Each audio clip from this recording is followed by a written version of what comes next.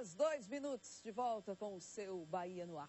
Vamos entrar agora na sintonia do rádio no ar há 76 anos e conhecido por mais de 90% da população brasileira, o programa A Voz do Brasil pode passar por mudanças importantes. A principal delas é o horário fixo, que é sempre às 7 horas da noite. Por conta de um projeto de lei apresentado na Câmara Federal, o horário da Voz será mais flexível, né? Pode ser mais flexível. Algumas emissoras de rádio já não transmitem o programa por meio de liminares obtidas junto à Justiça. A gente vai entender melhor como é que isso vai funcionar, tudo conversando agora com o deputado federal José Rocha, que é autor do projeto de lei, que já foi até aprovado na Câmara dos Deputados e agora segue para aprovação no Senado. Deputado José Rocha, seja muito bem-vindo ao Bahia no Ar. Falar de um assunto extremamente histórico, né? Que é a mudança do horário, do tradicional horário da Voz do Brasil. Por favor, fique à vontade. Mas mudar a Voz do Brasil, o que está acontecendo? Por que o senhor teve essa ideia? Olha, Adriana, a Voz do Brasil foi criada em 1935, no governo Getúlio Vargas, como a Hora do Brasil. Depois, no governo Médici, mudou para a Voz do Brasil. E sempre transmitida às 19 horas, a partir das 19 horas. Com aquela musiquinha tradicional, todo mundo já sabe. Guarani, Carlos Gomes. E hoje, no momento, nós temos aí interesses da própria ouvinte de querer, nesse horário, ver outras transmissões. Nós temos, por exemplo, jogos que são transmitidos das 19 às 20 horas, que as pessoas ficam impedidas de ouvir. E então surgiu a ideia da flexibilização desse horário. Ele ser transmitido a partir das 19 às 22 horas. E até, nesse espacinho, pode escolher das 19 até as 22 horas? Das 19 às 22 horas, entre esse horário. Não pode ser nem depois das 22, nem antes das 19. Mas tem que passar? Tem que passar. É obrigatório. Continua sendo obrigatória a transmissão da Voz do Brasil, é obrigatório. Agora, a flexibilização é do horário. Não terá mais a obrigatoriedade de ser transmitido das 19 às 20 horas, exceto as emissoras, que são consideradas as legislativas e as emissoras educativas. Essas continuarão com a obrigatoriedade de transmissão das 19 às 20 horas. As comunitárias que hoje não transmitem a Voz do Brasil, passa a ser também obrigatória a sua transmissão. Agora, as pessoas, a Voz do Brasil, muitas pessoas ainda, é que a gente está vivendo numa grande cidade, a gente não tem ideia, mas pessoas principalmente que moram no norte, que moram em locais muito distantes, ainda sabem das notícias através da Voz do Brasil, porque muitas vezes é o único veículo que chega até eles, né? Com certeza. Então, para essa população, né, o senhor tem algum retorno, o que elas estão achando dessa ideia, se isso vai modificar de alguma maneira a vida dessas pessoas que sabem da informação do país através da Voz do Brasil? Eu acho que melhor, inclusive, porque elas vão optar pelo horário e pela emissora que elas possam ouvir a Voz do Brasil. Há uma obrigatoriedade, assim que as emissoras abrirem o horário das 19 horas, anunciar qual horário que ela vai transmitir a Voz do Brasil.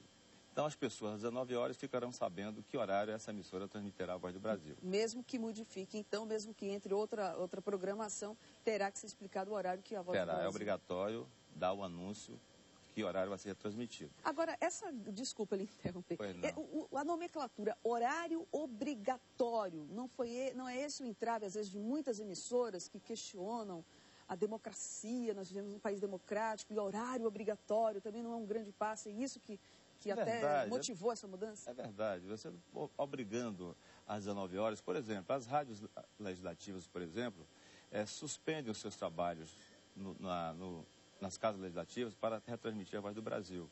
Agora não, elas transmitirão os trabalhos das casas legislativas nesse horário e após esse horário aí retransmite a Voz do Brasil. Então você dá essa flexibilização, o ouvinte escolhe o horário que ele quer ouvir e a emissora que ele quer ouvir a Voz do Brasil. Agora tem muitas rádios também na internet, né? Virou uma febre, uma mania, hoje né? A internet... que não tem a Voz do Brasil. Como o senhor já está falando que as rádios comunitárias terão obrigatoriamente que transmitir a Voz do Brasil, né? Flexibilizando o horário, mas terão que transmitir. Pensou também nas rádios na internet ou não vai alterar em nada? Não altera em nada, porque as rádios da internet também naquele horário, elas que o ouvinte está ouvindo a rádio ela também terá essa transmissão. Bom, é super importante. Para você que ligou agora a sua TV, nós estamos conversando com o deputado federal José Rocha. Ele está com um projeto que quer flexibilizar o horário da Voz do Brasil. Não vai acabar, né? Ela vai ainda existir nas emissoras de rádio de todo o país, agora ampliando também para as rádios comunitárias.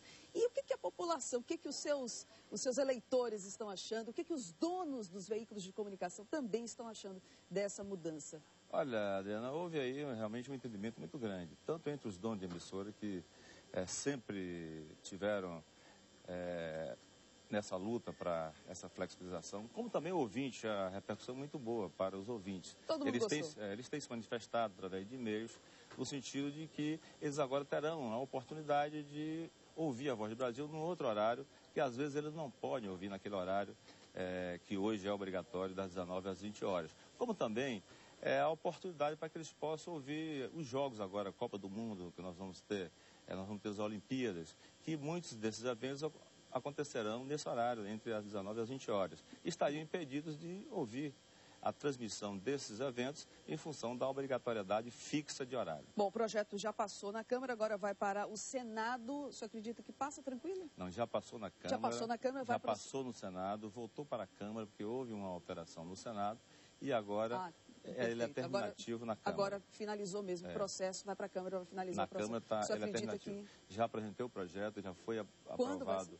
na comissão que eu faço parte, que é de Ciência, Tecnologia e Comunicação. Aí foi para a Comissão de Constituição e Justiça, também já foi aprovado lá. Vai para o plenário, provavelmente nesta semana, ele deverá estar sendo concluído no plenário da Câmara. Aí, pouquinho da história para você ficar sabendo, né? Depois de 76 anos no ar, a Voz do Brasil pode mudar de horário, mas vai ser ainda obrigatório. Muito obrigada, deputado. Eu que lhe agradeço, Adriana. Boa sorte aí nesse projeto e também em outros projetos que ajudem, claro, a população, né? Com certeza. Muito obrigada. Bom, acompanha ali nosso querido produtor. Obrigada mais uma vez. Obrigado. Olha só, agora 8 horas 9 minutos. Falei para você que ia falar desse assunto e vou falar. Promessa é dívida. Integrantes de quadrilhas especializadas em roubos a coletivos foram presos. Eu adoro esse termo, quadrilha especializada, né? Parece coisa assim, uma área especializada. Eles só roubam coletivos. De acordo com a polícia, os suspeitos fizeram mais de 40 assaltos a coletivos. Os locais escolhidos para os roubos eram a Rótula do Abacaxi, a Avenida Barros Reis, Vasco da Gama, Engenho Velho da Federação, Subúrbio Ferroviário. Só gente pobre esse pessoal assalta. Também assaltar ônibus, né? Tem vergonha na cara, né? Gente que já não tem dinheiro, esse povo ainda tira. Junto com os acusados, foram encontrados cartões de crédito, armas e, claro, droga, né? Tem que ter droga envolvida.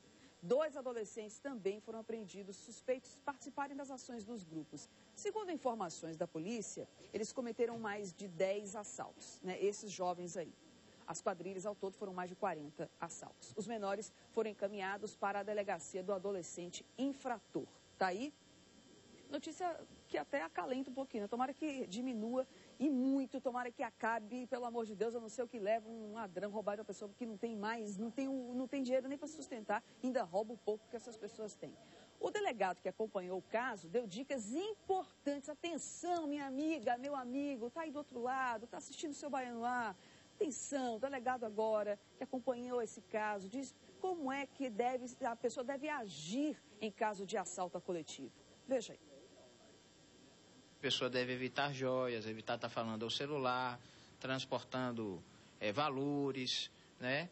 E observar as pessoas que estão utilizando esse transporte. Se eventualmente você desconfiar de algum dos passageiros, sugiro que a pessoa desça imediatamente para evitar que ela seja vítima de roubo. E também existem em todos os coletivos o número, tanto do GERC quanto do 190, da polícia, que estão ali para que as pessoas utilizem informando que estão desconfiando, desconfiando de alguém ou que acabaram de ser vítima de algum roubo. E caso ocorra um roubo, como os passageiros devem proceder? Você deve manter a calma, né?